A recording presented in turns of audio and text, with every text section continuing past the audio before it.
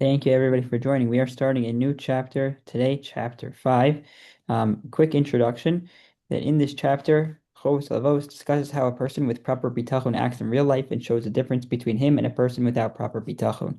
Um, we learned previously in previous chapters that even someone who has bitachon has to put in his effort. He has to do his hishtadlus in terms of meeting his material needs.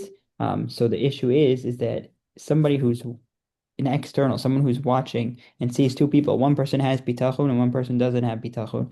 To that person, they look like the same. These people are doing the same things. Both of them are going to work. Both of them are seeking medical help when they need to.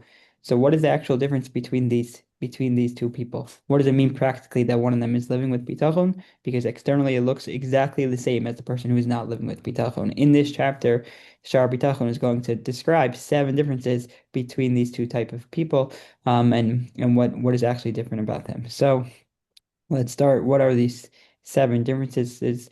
We'll probably get through a few of them today. The first one is the first, Ki haboteach be'elokim rotze bedino b'chol inyanav. One who trusts in Hashem, one who has bitachon, accepts his judgment willingly in all matters. Umodeh lo ala tova ve'ala ra. And he thanks Hashem for both the good and the bad. Quotes Pasuk in Iyov and quotes Pasuk in Tehillim and several other psukim. And says the Gemara says, that they'll praise Hashem for chesed and for justice. They said in well as well that a person is obligated to bless Hashem for the good as well as the bad. So that's the person who lives with bitachon, but he takes credit for the good. But miskasef be'elokim al ra, he becomes angry at Hashem for the bad.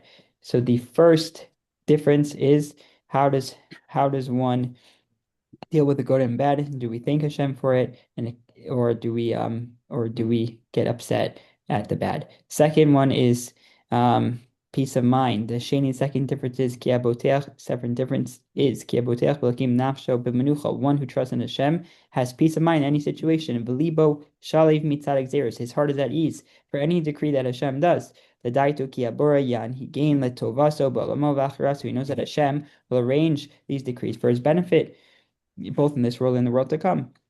But one who doesn't trust in Hashem, who bitsar tadir daga ruka, he has constant anguish and he's worried. He's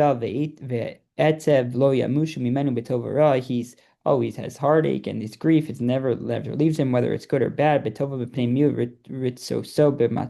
in the good times, he's still stressed out because he has something upset about the situation, and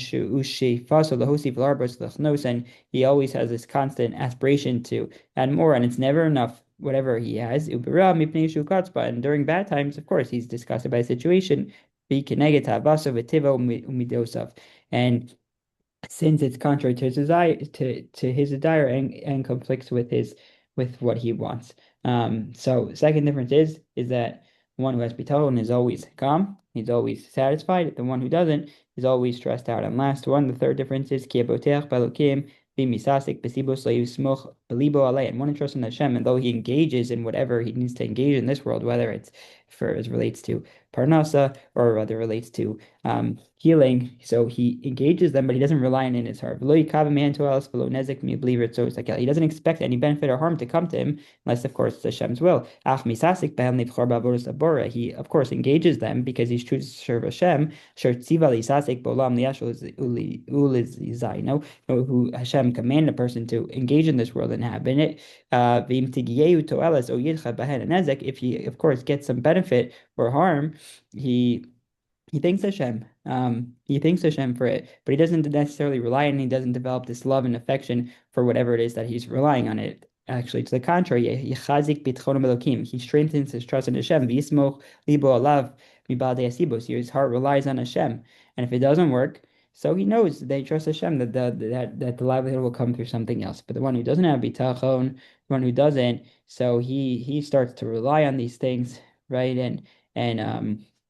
And he relies on these occupations that bring benefit. He praises it, he becomes excited about it, and if it doesn't work, then he becomes disgusted with the actual occupation. So the third difference is that The one who has bitachon he engages in the world, but he doesn't rely on it. He relies on Hashem as opposed to the one who doesn't have bitachon. Okay, we'll finish the other differences tomorrow. Everyone have a great rest of the day. That's it. Thank you, Roy. Go. Great, thank you, Roy. Thanks.